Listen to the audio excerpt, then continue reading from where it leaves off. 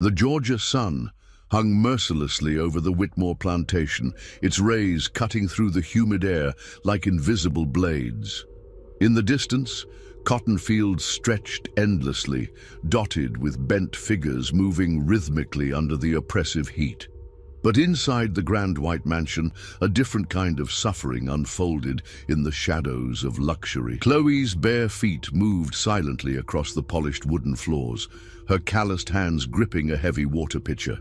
At 19, she had spent the last 6 years of her life within these walls, her world reduced to the narrow corridors between the kitchen and the master bedroom. Her dark skin bore the marks of countless punishments.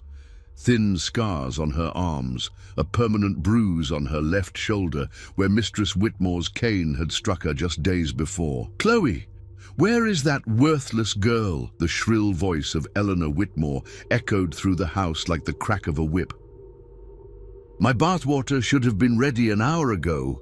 The young woman quickened her pace, water sloshing dangerously close to the pitcher's rim.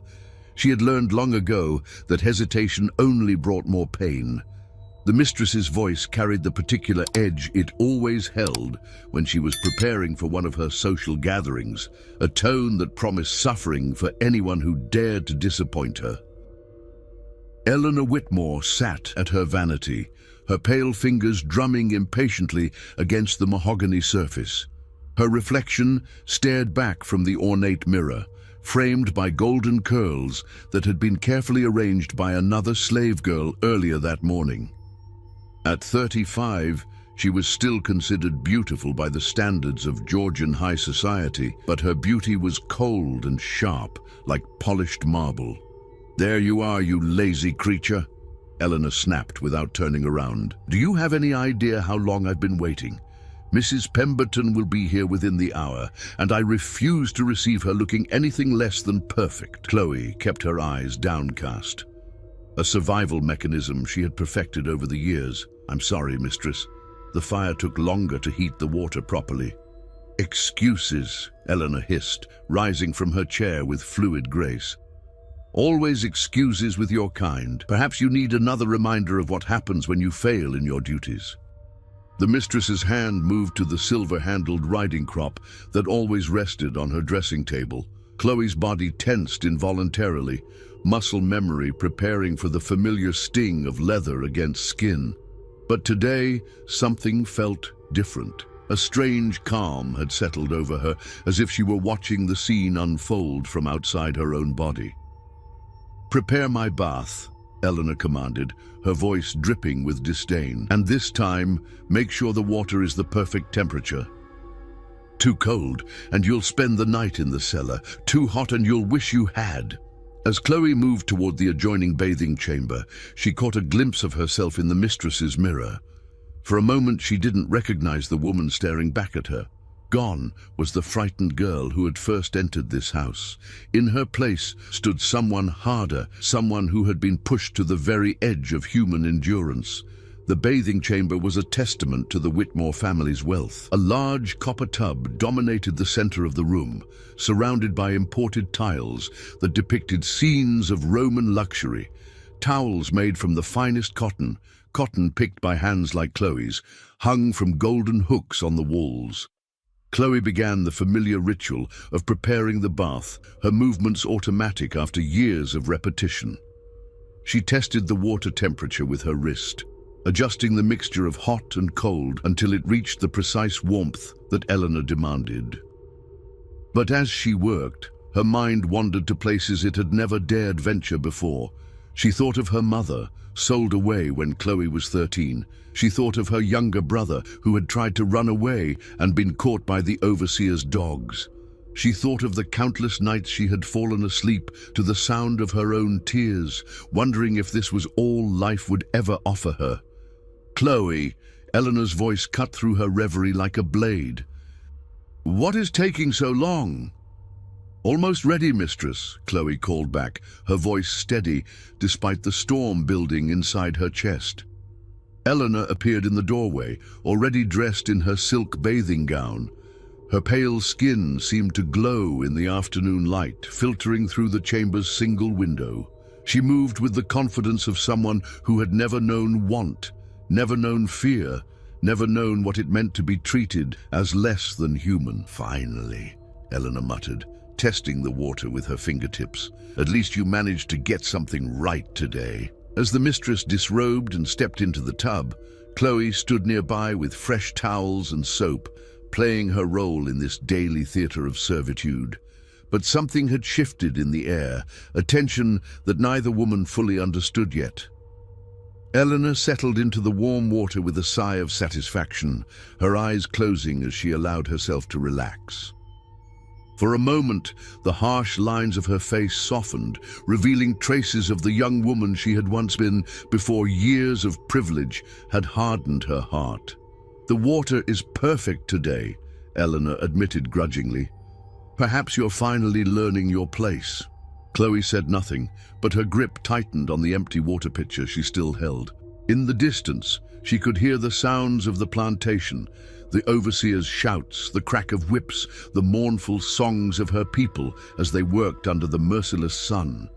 All of it seemed to be building toward this moment, this single point in time where everything would change. The mistress began to hum softly, a melody Chloe recognized from the parlor gatherings where she served wine to Eleanor's friends. It was a song about love and loss, about dreams deferred and hopes abandoned.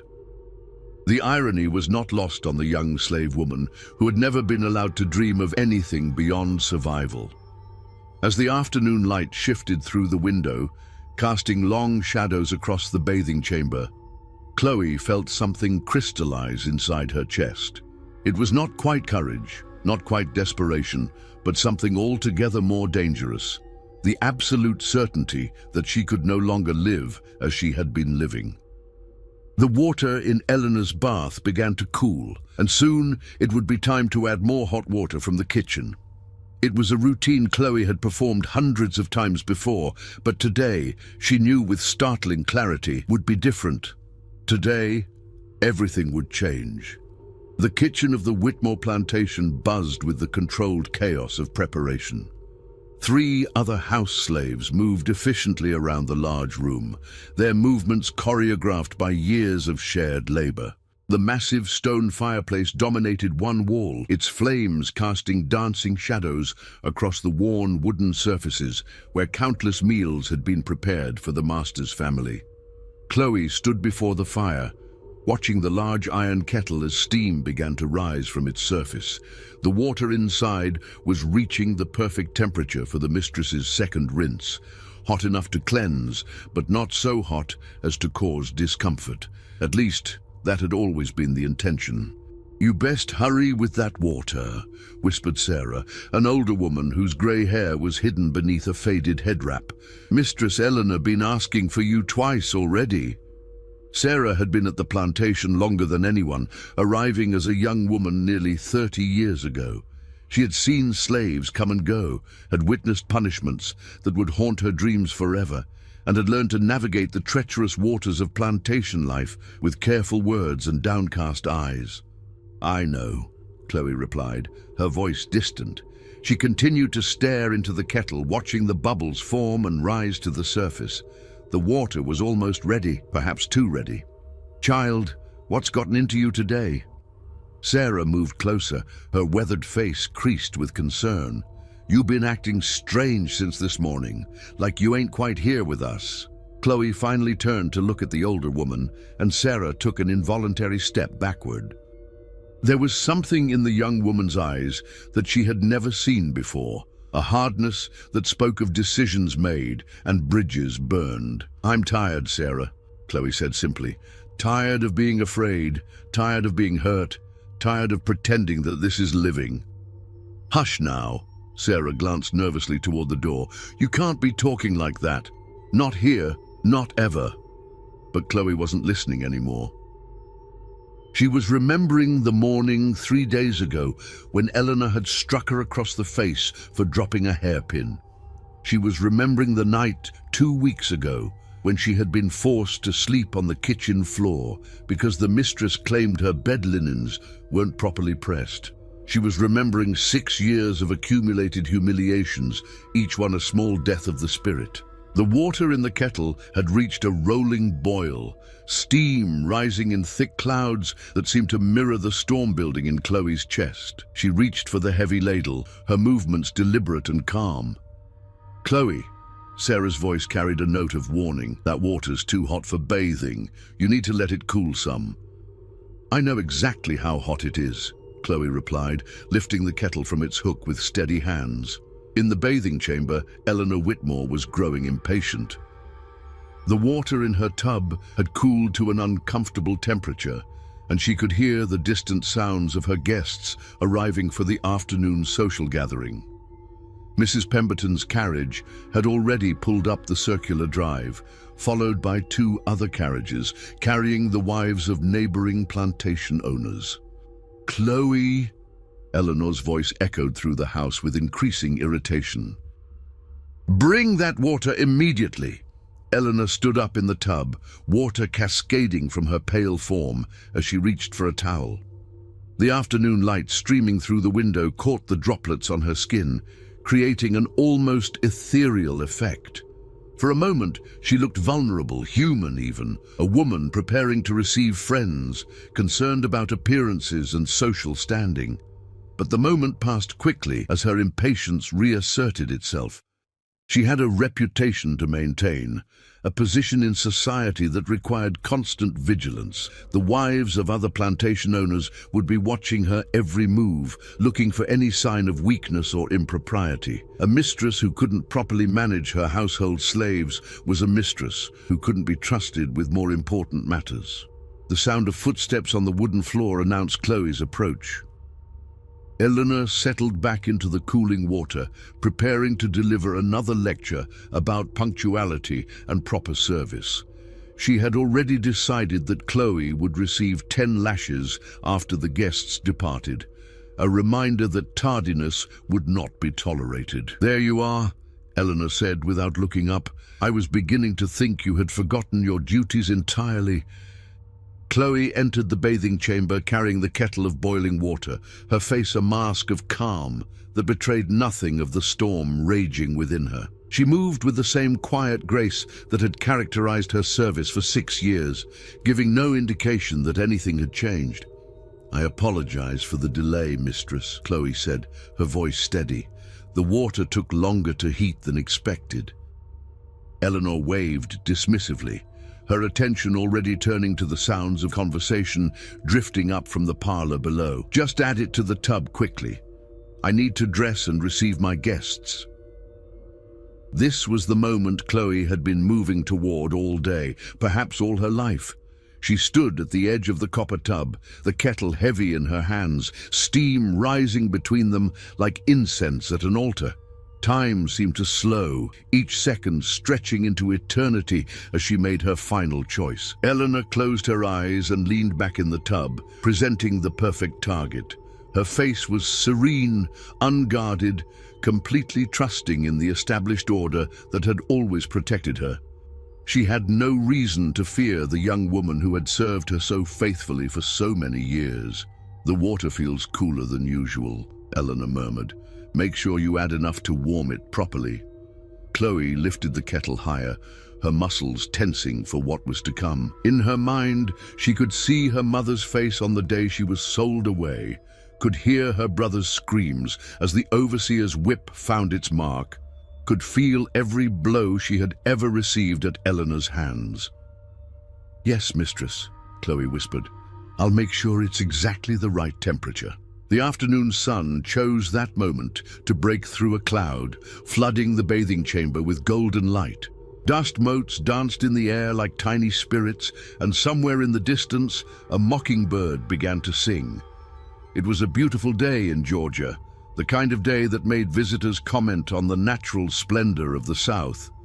But beauty and horror often walked hand in hand in this place, and today would be no exception. Chloe took a deep breath, feeling a strange sense of peace settle over her. For the first time in 6 years, She was about to make a choice that was entirely her own. The consequences would be terrible, she knew, but the act itself would be hers alone. The kettle tilted forward, and Eleanor Whitmore's world changed forever. The scream that erupted from Eleanor Whitmore's throat was unlike anything that had ever been heard in the grand house. It was primal, animalistic, a sound that spoke of agony beyond human comprehension. The boiling water had found its mark with devastating precision, cascading over Eleanor's face and shoulders as she instinctively tried to shield herself. Chloe stood frozen, the empty kettle still clutched in her hands, watching as the woman who had tormented her for 6 years writhed in the copper tub. Steam rose from Eleanor's scalded flesh, and the water around her turned pink with blood from where her skin had begun to blister and peel. "My eyes!" Eleanor shrieked, her hands clawing at her face. "I can't see! I can't see!" The sound of running footsteps echoed through the house as servants and family members rushed toward the source of the terrible screaming. Chloe remained motionless, her mind strangely calm, despite the chaos erupting around her. She had crossed a line from which there could be no return, and the knowledge brought her an unexpected sense of peace. Master James Whitmore burst into the bathing chamber first, his face flushed from running up the stairs. At 42, he was a man accustomed to control, to having his world operate according to his will. The sight that greeted him, his wife thrashing in bloody water while his house slave stood nearby with an empty kettle, shattered that control completely. "What in God's name happened here?" he roared, rushing to Eleanor's side. Eleanor's face was a horror to behold. The boiling water had done its work with ruthless efficiency, leaving her skin red and blistered, her eyes swollen shut and weeping. She reached blindly for her husband, her fingers leaving bloody streaks on his shirt as she clutched at him desperately. "She did it!" Eleanor gasped between sobs. "The slave girl! She threw boiling water on me! I can't see, James! I can't see anything!" James Whitmore's gaze snapped to Chloe, who still hadn't moved from her position beside the tub. His face contorted with rage and disbelief as the full implications of what had occurred began to sink in. A slave had attacked his wife, not just attacked, but maimed her, possibly permanently. "You!" he snarled, pointing a trembling finger at Chloe. "What have you done?" More people crowded into the chamber now. Sarah appeared in the doorway, her face pale with horror as she took in the scene.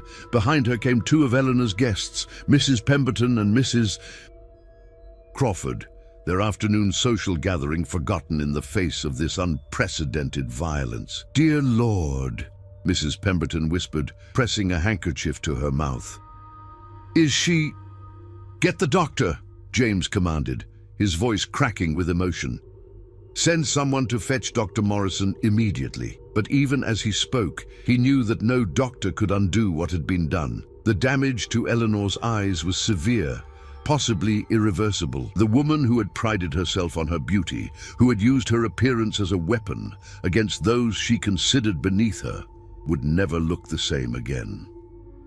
Chloe finally spoke, her voice cutting through the chaos like a blade. "I did what needed to be done." The simple statement sent shockwaves through the room. Slaves were expected to be contrite when caught in wrongdoing, to beg for mercy and promise never to transgress again. They were not supposed to stand calmly and claim ownership of their actions. "You admit it?" James's voice was barely above a whisper, as if he couldn't quite believe what he was hearing. "I admit it," Chloe replied, meeting his gaze directly for the first time in 6 years. "She has tortured me every day since I came to this house. She has beaten me, starved me, humiliated me, and treated me like an animal. Today, I chose to fight back." Mrs. Crawford gasped audibly, her fan fluttering nervously in front of her face. In all her years as a plantation owner's wife, she had never heard a slave speak with such defiance, such complete lack of fear. "You chose," James's voice rose to a roar. "You chose. You are property, girl. You don't get to choose anything." Eleanor's sobs had quieted to whimpers as shock began to set in. Blood continued to seep from her damaged eyes, staining the towel that Sarah had gently placed over her face. The proud, imperious woman who had ruled this household with an iron fist was reduced to a broken, blind creature clinging to her husband for support. "Fetch the overseer," James commanded one of the male servants who had gathered in the hallway, "and send word to the sheriff. This creature will pay for what she's done." But Chloe seemed untouched by the threats swirling around her. She set the kettle down carefully on a nearby table, her movements deliberate and unhurried. When she spoke again, her voice carried across the room with startling clarity. "I know what's coming," she said. "I know you'll kill me for this, but for the first time in 6 years, I feel like a human being instead of a thing you own." Sarah stepped forward, tears streaming down her weathered cheeks.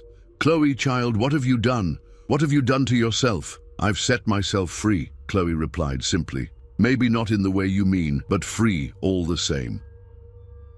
The sound of horses' hooves on the gravel drive announced the arrival of Dr. Morrison, a thin, nervous man who served the medical needs of the plantation families in the area. He pushed through the crowd of onlookers, his medical bag clutched tightly in his hand. "Let me through," he said, kneeling beside the tub where Eleanor still lay. "Mrs. Whitmore, can you hear me?" Eleanor's response was a barely audible whisper. "I can't see, Doctor. The pain, it's unbearable." "Doctor..."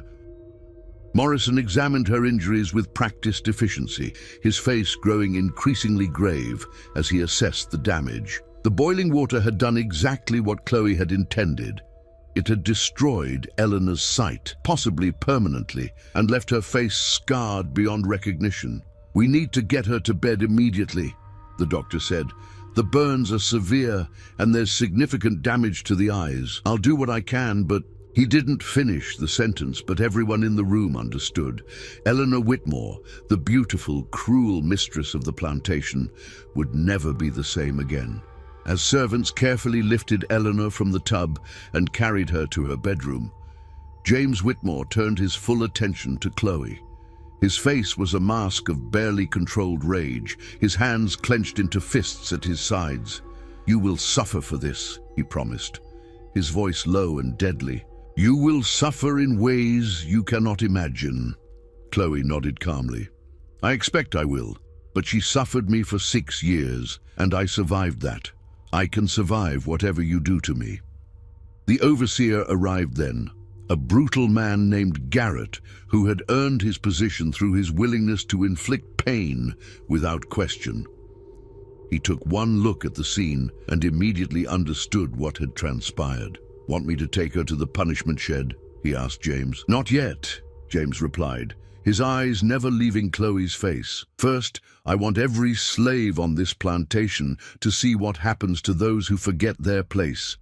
Gather them in the main yard, all of them." As word spread throughout the plantation, field hands began to abandon their work and make their way toward the main house. They came slowly, reluctantly, knowing that whatever had happened would result in a display of violence designed to remind them of their powerlessness.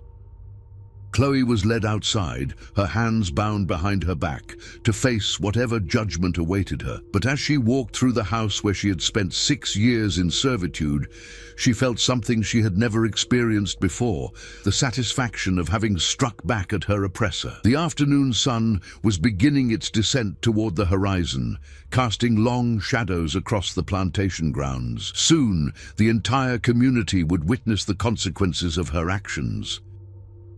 But for now, in these final moments of relative peace, Chloe allowed herself to remember what it felt like to be human.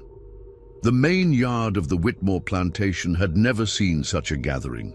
Nearly 200 slaves stood in the oppressive afternoon heat, their faces a mixture of fear, curiosity, and barely concealed dread. Word had spread quickly through the quarters about what Chloe had done, and now they all waited to witness the inevitable consequences.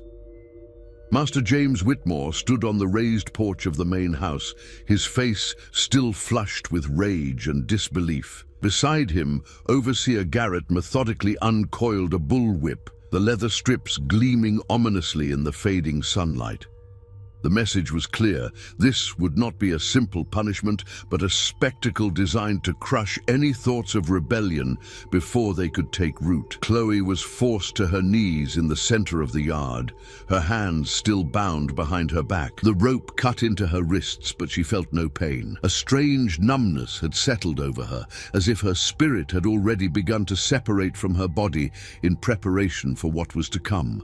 "Look at her." James's voice carried across the silent crowd. "Look at this creature who dared to raise her hand against her betters."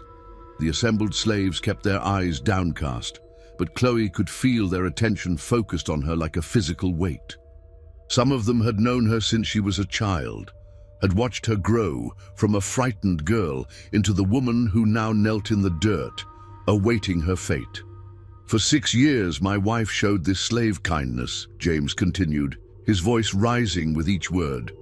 "She was given work in the house, spared the hardships of the fields, treated with more consideration than her kind deserves. And how was this generosity repaid?" A murmur ran through the crowd at the word kindness. Every slave on the plantation knew the truth about Eleanor Whitmore's treatment of the house servants, but none dared to voice their thoughts aloud. "With treachery," James roared, "with violence, with an attack so vicious, so unprovoked, that my dear wife may never see again." Dr. Morrison emerged from the house at that moment, his face grim as he approached James. The two men spoke in hushed tones, but their body language told the story clearly enough. Eleanor's condition was grave, possibly permanent. "The doctor confirms what we already knew," James announced to the crowd. "This slave has blinded my wife. She has destroyed the sight of a Christian woman, a lady of refinement and grace." Old Samuel, a field hand who had been on the plantation for over 40 years, shifted uncomfortably in the crowd. He remembered Eleanor as a young bride, remembered the gradual hardening of her heart as the years passed. Grace was not a word he would have used to describe her, but he kept his thoughts to himself. "The law is clear about such crimes," James continued. "A slave who attacks their master or mistress forfeits their life, but death would be too merciful for this one.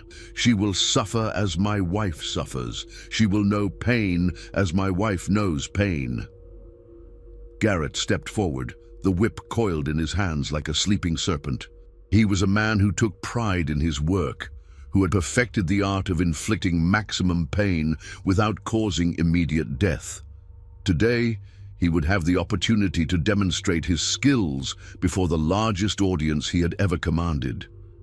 "But first," James said, his voice dropping to a more conversational tone, "I want to hear from this slave herself. I want her to explain to all of you why she chose to throw away her life for a moment of violence." All eyes turned to Chloe, who slowly raised her head to meet James's gaze. Her face was calm, almost serene, showing none of the fear that the crowd expected to see. When she spoke, her voice carried clearly across the silent yard. "I chose to be human," she said simply. "For 6 years, your wife treated me like an animal. She beat me, starved me, humiliated me in ways that would shame the devil himself. Today I reminded her that I am not an animal. I am a person with feelings and dignity and the right to defend myself." A collective intake of breath swept through the crowd. No one had ever heard a slave speak such words, claim such rights. It was dangerous talk, the kind that could spread like wildfire if not immediately and brutally suppressed. "Rights?" James laughed, but there was no humor in the sound. "You have no rights, girl. You are property, bought and paid for. You exist solely to serve your betters, and when you fail in that service, you are punished." "Then punish me," Chloe replied, her voice steady. "But know that when you do, you're punishing someone who chose to fight back rather than accept cruelty. You're punishing someone who remembered what it means to be human." Mrs. Pemberton and Mrs. Crawford watched from the safety of the house's upper windows, their faces pale with shock. They had come for an afternoon of polite conversation and gossip, but instead found themselves witnesses to something unprecedented, a slave who refused to show proper contrition, who spoke of rights and dignity as if such concepts applied to her kind. "She's completely mad," Mrs. Crawford whispered. "The heat must have affected her mind." But Mrs. Pemberton was not so sure. There was something in the young woman's demeanor that spoke not of madness, but of a terrible clarity. She had made her choice with full knowledge of the consequences, and she was prepared to face whatever came next. James nodded to Garrett, who began to unfurl the whip with practiced ease. The leather strips fell to the ground with a soft whisper, and several of the younger slaves in the crowd began to weep quietly. They all knew what was coming, had witnessed such scenes before, but never with a victim who faced her fate with such composure. 50 lashes, James announced. "And then we'll see if this slave still speaks of rights and dignity." But before Garrett could raise his arm for the first blow, a commotion erupted near the edge of the crowd. A rider was approaching at full gallop, his horse lathered with sweat and foam. As he drew closer, James recognized him as Tom Bradley, a neighboring plantation owner who served as the local magistrate. "James!" Bradley called out as he reined in his horse. "I came as soon as I heard." "Is it true? Has one of your slaves attacked Eleanor?" "See for yourself," James replied grimly, gesturing toward Chloe. "She admits to the crime freely, claims she had the right to defend herself." Bradley dismounted and approached Chloe, studying her face with the calculating gaze of a man accustomed to judging human property. What he saw there clearly disturbed him, not the broken spirit of a slave caught in wrongdoing, but the calm resolve of someone who had made peace with their fate. "This is a serious matter, James," Bradley said quietly. "An attack on a master's family. It could inspire others. We need to handle this carefully." "I intend to make an example of her," James replied. 50 lashes, then we'll see what other punishments might be appropriate." But Bradley shook his head. "No, my friend. This goes beyond plantation justice. A crime this serious requires the full weight of the law. She must be tried properly in court, where her punishment can serve as a lesson to every slave in the county." The crowd stirred uneasily at this news. A trial meant delay, meant uncertainty. It also meant that Chloe's fate would be decided not just by her master's anger, but by the cold machinery of Southern justice. As the sun continued its descent toward the horizon, casting long shadows across the plantation yard, the assembled slaves began to understand that they were witnessing something unprecedented. This was not just the punishment of a single rebellious slave, but a moment that would echo through their community for years to come. Chloe remained on her knees in the center of it all, her face turned toward the darkening sky, waiting to see what form her final act of defiance would ultimately take. The courthouse in Savannah was the imposing structure of red brick and white columns, designed to project the authority and permanence of Southern law. On this sweltering morning in late July, it drew an unprecedented crowd. Word of the slave who had blinded her mistress had spread throughout Georgia like wildfire, and people had traveled from neighboring counties to witness what many considered the trial of the century. Chloe sat in the defendant's area, her wrists shackled to a heavy iron chain around her waist. 3 weeks in the county jail had taken their toll. Her face was gaunt, her clothes little more than rags, but her eyes still held that same unsettling calm that had disturbed so many witnesses to her crime.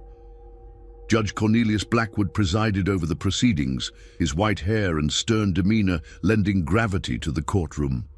At 68, he had overseen hundreds of cases involving slave crimes, but never one quite like this. The defendant's refusal to show proper remorse, combined with the severity of her crime, had created a legal spectacle that threatened to expose uncomfortable truths about the peculiar institution of slavery. The state of Georgia versus the slave known as Chloe. the clerk announced. "The defendant stands accused of assault with intent to maim, destruction of property, and inciting rebellion among the slave population." Prosecutor William Ashford rose from his table, his black robes rustling in the humid air. He was an ambitious young man who saw this case as an opportunity to make his reputation by defending the sacred order of Southern society. "Your Honor," Ashford began, his voice carrying clearly through the packed courtroom, "we are here today to address a crime so heinous, so unprecedented in its brutality, that it strikes at the very foundation of our way of life." In the gallery, Eleanor Whitmore sat beside her husband, her face hidden behind a black veil. The burns had healed poorly, leaving her skin scarred and puckered. Her eyes, once her greatest vanity, were now milky white and sightless.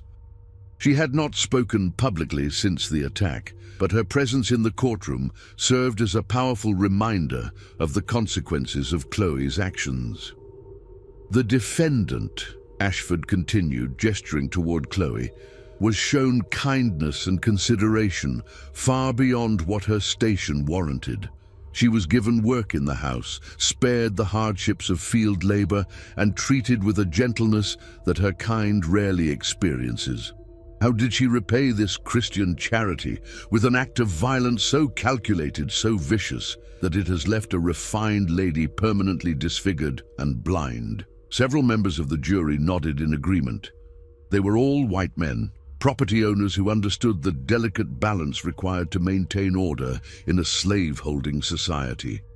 The idea that a slave might attack her betters without provocation was deeply disturbing to their sense of natural order. "But this case is about more than one slave's ingratitude," Ashford pressed on. "It is about the message we send to every slave in Georgia. Will we allow them to believe that violence against their masters is acceptable? Will we permit them to think that they possess rights equal to those of white Christians?" The prosecutor's words hung in the air like smoke from a funeral pyre. Everyone in the courtroom understood the implications. This trial was not really about Chloe's guilt, which was never in question, but about reaffirming the absolute authority of white masters over their human property. When it came time for Chloe's defense, the court-appointed attorney, a nervous young man named Robert Mills, rose reluctantly to his feet. He had been given this case against his will, and his discomfort was evident in every gesture. "Your Honor," Mills began hesitantly, "while we cannot dispute the facts of this case, we must consider the circumstances that led to this tragic event.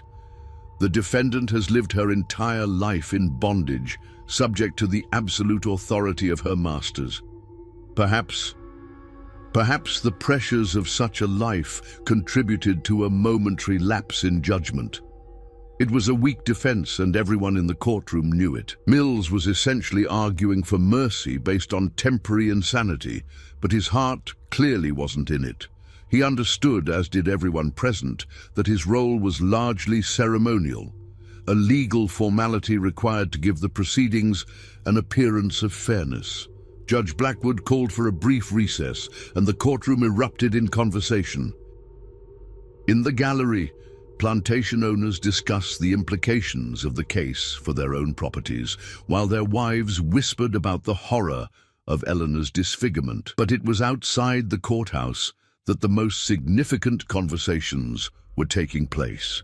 In the slave quarters of Savannah, in the fields of surrounding plantations, and in the hidden gathering places where enslaved people shared news and hope, Chloe's story was being told and retold.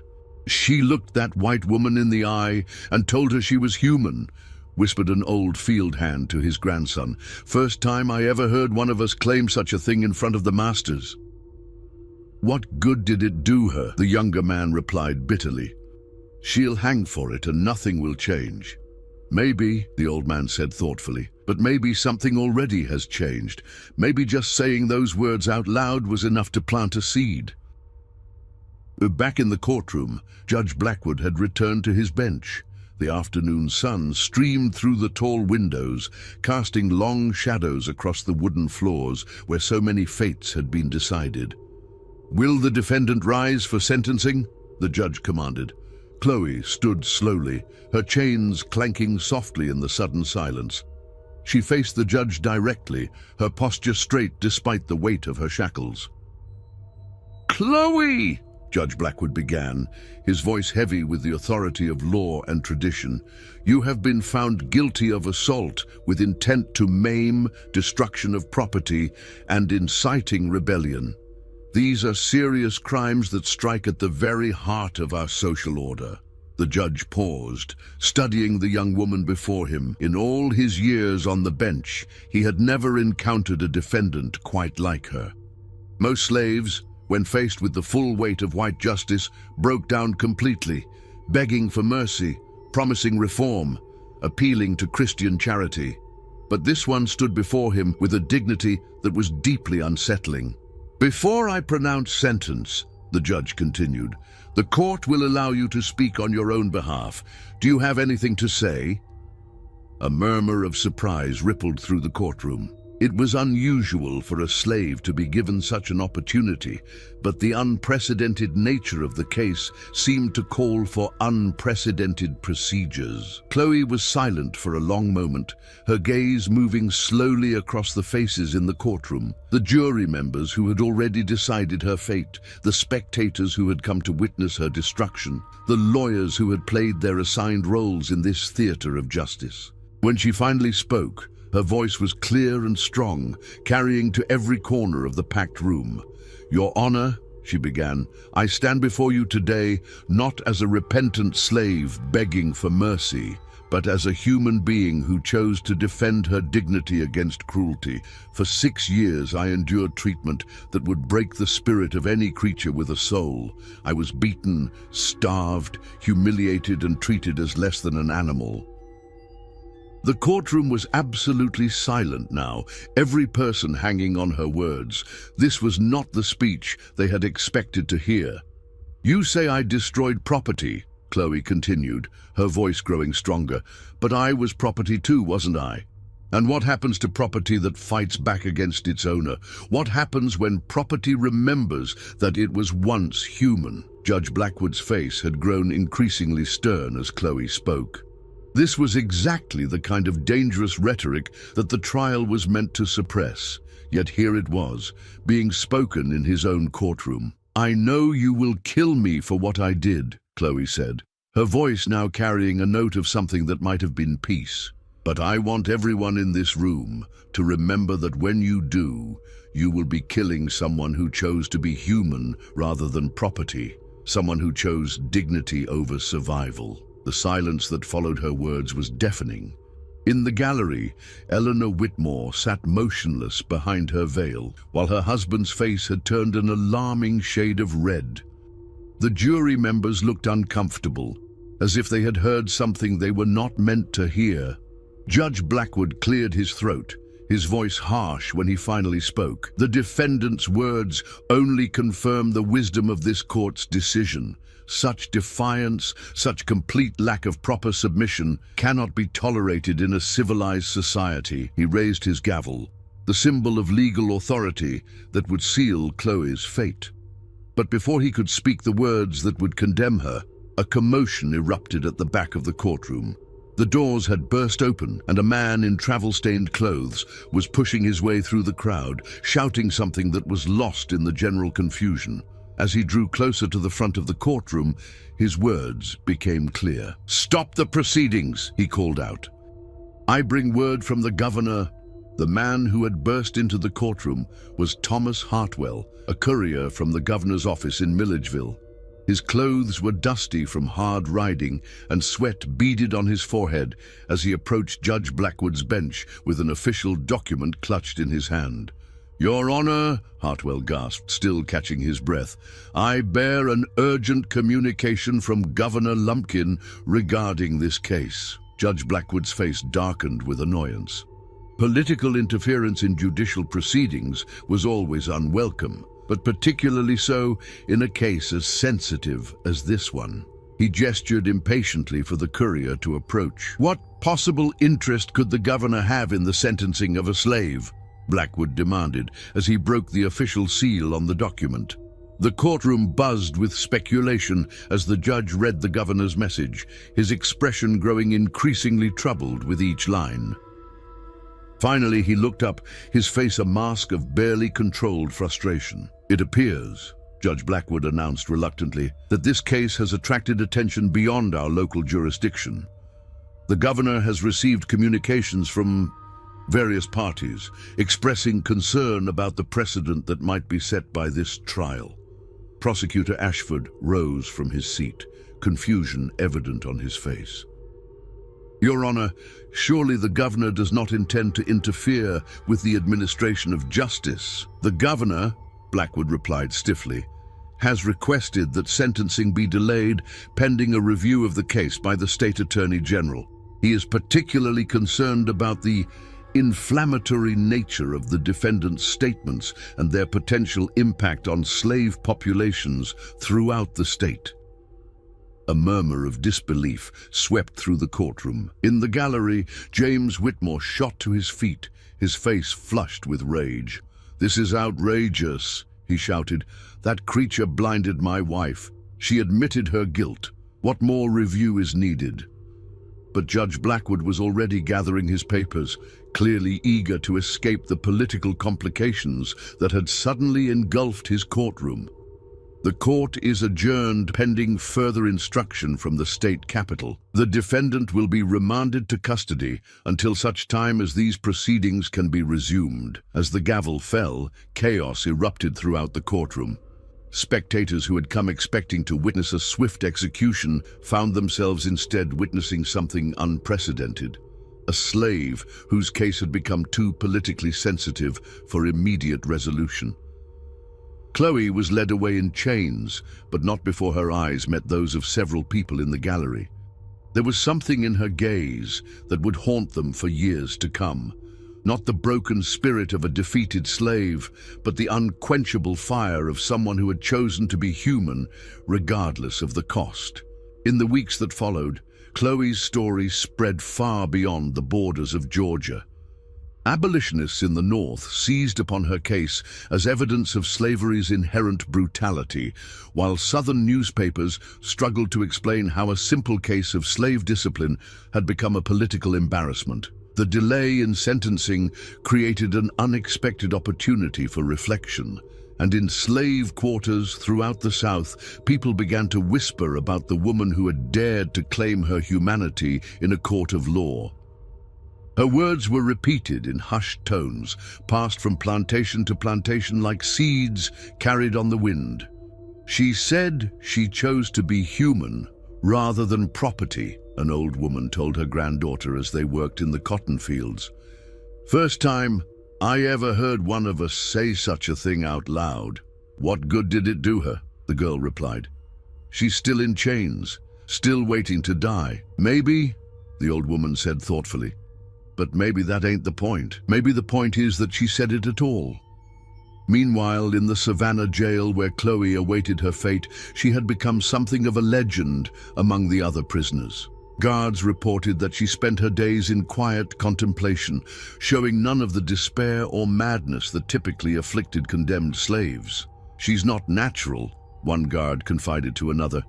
"Most of them break down after a few days, start begging and crying. But this one, it's like she's at peace with whatever's coming." Dr. Morrison, who had been called to treat Eleanor's injuries, found himself haunted by the case in ways he couldn't fully explain. He had seen the results of slave violence before, usually desperate, clumsy attempts at escape that ended in swift and brutal punishment.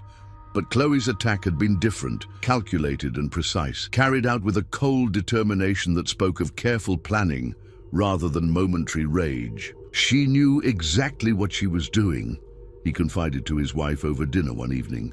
"The water was at precisely the right temperature to cause maximum damage without killing immediately. It was surgical in its precision." "Don't speak of such things," his wife replied sharply. "It's not proper to discuss the methods of slave violence." "But Dr. Morrison couldn't shake the feeling that he had witnessed something significant, something that would be remembered long after the political furor had died down. In his medical practice, he had seen countless examples of human suffering, but rarely had he encountered someone who faced their fate with such complete acceptance of the consequences. As autumn arrived in Georgia, bringing relief from the oppressive summer heat, word finally came from the state capital. The Attorney General had completed his review, and the case would be returned to Judge Blackwood's court for final resolution. The second trial was a much quieter affair. The political sensitivity of the case had discouraged many of the spectators who had packed the courtroom during the initial proceedings. Eleanor Whitmore was notably absent, her husband explaining that her condition had deteriorated and she was no longer able to travel. Judge Blackwood wasted no time in bringing the proceedings to their inevitable conclusion. "The defendant will rise for sentencing," he commanded, his voice betraying his eagerness to be done with this troublesome case. Chloe stood as she had before, her chains clanking softly in the hushed courtroom. The months in jail had taken their toll. She was thinner now, her clothes hanging loosely on her frame, but her eyes still held that same unsettling calm.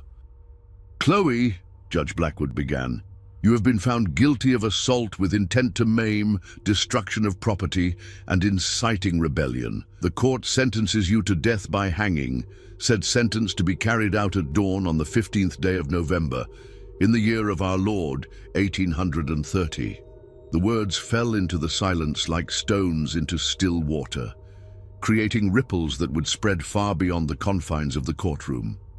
Chloe received her death sentence with the same composure she had shown throughout the proceedings, nodding slightly as if the judge had simply confirmed something she had always known. But as she was led away for the final time, something unexpected happened. From the gallery a voice called out, not in celebration of justice served, but in something that sounded almost like a farewell. "God bless you, child." The voice belonged to an elderly white woman, a plantation owner's widow who had sat through both trials in silent observation. Her words caused a stir in the courtroom, and Judge Blackwood's gavel fell repeatedly as he called for order. But the damage was done. In those three simple words, spoken by a member of the very class that Chloe had supposedly wronged, lay an acknowledgement that would echo through the years to come. An acknowledgement that perhaps, in some fundamental way, Chloe had been right to claim her humanity. As news of the sentence spread throughout Georgia and beyond, the story of the slave who had chosen dignity over survival began to take on a life of its own. In the slave quarters, her name was spoken with a mixture of awe and sorrow. In the parlors of the great houses, it was whispered with unease and growing concern. The execution was set for dawn, but Chloe's true legacy was only beginning to unfold. The morning of November 15th, 1730, dawned grey and cold over Savannah. A thin mist rose from the Savannah River, shrouding the city in an ethereal veil that seemed fitting for what was to come. By the time the sun had fully risen, a crowd had gathered in the town square where the gallows stood like a dark monument to Southern justice. Chloe was brought from her cell in the pre-dawn darkness, her chains removed for the final time. She wore a simple white dress that had been provided by the jail's chaplain, a gesture of mercy that was meant to allow her to meet her maker with some semblance of dignity. Her hair had been braided and covered with a white cloth, and despite the months of imprisonment, she walked with steady steps toward her fate. The crowd that had assembled was smaller than expected, but more diverse than anyone had anticipated. Alongside the usual spectators who attended public executions were faces that surprised the authorities. Free blacks who had somehow learned of the execution, poor whites who seemed to view Chloe as something other than a common criminal, and even a few well-dressed individuals whose presence suggested that her story had reached into unexpected corners of society. Sheriff William Tompkins read the charges and sentence in a voice that carried little enthusiasm for the task. He had overseen dozens of executions during his tenure, but none had felt quite like this one. There was something in the air, a tension that spoke of historical significance rather than routine justice. "Chloe, a slave belonging to James Whitmore of Chatham County," he announced, "you have been found guilty of assault with intent to maim, destruction of property, and inciting rebellion. You are hereby sentenced to death by hanging until dead. Do you have any final words?" The crowd fell silent, waiting to hear what the condemned woman might say in her final moments. Many expected a plea for mercy, a confession of wrongdoing, or perhaps a religious testimony about salvation and forgiveness. What they heard instead would be remembered and repeated for generations to come. Chloe stepped forward, her voice clear and strong despite the early morning chill. "I stand here today not as a repentant slave, but as a human being who chose to defend her dignity. I do not ask for your forgiveness, because I have done nothing that requires forgiveness. I defended myself against cruelty, and I would do so again." A murmur ran through the crowd at these words. Even in her final moments, she refused to play the role that society expected of her. "To my people," she continued, her gaze moving across the faces in the crowd, "I say this: remember that you are human beings, not property. Remember that you have souls, that you have dignity, that you have the right to defend yourselves against those who would treat you as less than human." Sheriff Tompkins shifted uncomfortably, clearly wishing that the condemned woman would simply accept her fate quietly. But Chloe was not finished. "And to those who own my people," she said, her voice carrying a note of prophecy, "I say this: the day will come when you will answer for your cruelty. The day will come when the chains you have forged will be broken and my people will be free." These words sent a chill through the crowd that had nothing to do with the morning air. In the antebellum South, such talk was not just dangerous, it was unthinkable. Yet here was a woman about to die, speaking of freedom and justice as if they were inevitable rather than impossible. The chaplain, Reverend Marcus Webb, stepped forward to offer final prayers. He was a kind man who had spent many hours with Chloe during her final weeks, trying to bring her to what he considered proper repentance, but she had remained steadfast in her conviction that she had done nothing wrong. "Lord," he prayed, his voice trembling slightly, "we commend this soul to your mercy. Grant her peace in the world to come, and grant us wisdom to understand your divine plan." As the noose was placed around her neck, Chloe closed her eyes and seemed to find a place of perfect calm within herself. The executioner, a man named Samuel Cross, who had performed this duty for over a decade, later said that he had never seen anyone face death with such complete composure. "Any last words?" Sheriff Tompkins asked, following the prescribed ritual. Chloe opened her eyes one final time, her gaze sweeping across the assembled crowd. When she spoke, her voice carried clearly through the morning air. "I die as I lived in these final months, as a human being who chose dignity over survival. Remember me not as a slave who forgot her place, but as a woman who remembered her humanity." The trapdoor opened with a sharp crack that echoed across the square like a gunshot. Chloe's body dropped through the opening, and the rope went taut with a sound that would haunt the witnesses for the rest of their lives. But even in death, she maintained the dignity that had defined her final months.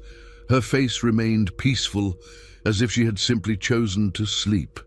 The crowd dispersed slowly, many walking away in silence, rather than with the usual chatter that followed public executions. Something had changed in that moment. Something that couldn't be easily defined or dismissed. The woman they had come to see die as a criminal had instead died as something else entirely. A martyr, perhaps, or a prophet, or simply a human being who had refused to accept that her humanity was negotiable. In the days that followed, strange things began to happen throughout Georgia and beyond. Slaves who had never shown signs of rebellion began to speak more boldly to their masters. House servants who had always kept their eyes downcast began to meet their owners' gazes directly. Field hands who had worked in sullen silence began to sing songs that spoke of freedom and justice rather than resignation and sorrow. James Whitmore, meanwhile, found his world crumbling around him. Eleanor's condition had indeed deteriorated following the trial, and she now spent her days in a darkened room, refusing to see visitors or participate in the social activities that had once defined her existence. The scars on her face had healed badly, leaving her appearance so altered that even her closest friends struggled to recognize her. But it was not just Eleanor's physical condition that troubled James. The plantation itself seemed to have been infected by some invisible malaise. Slaves who had once worked efficiently now moved with deliberate slowness. Tools went missing with suspicious frequency. Crops that should have thrived instead withered in the fields, as if the very earth had turned against him. "It's that girl's doing," Eleanor whispered to him one evening as he sat beside her bed. "Even dead, she's still poisoning everything she touches." James wanted to dismiss his wife's words as the ravings of a damaged mind, but he couldn't shake the feeling that she might be right.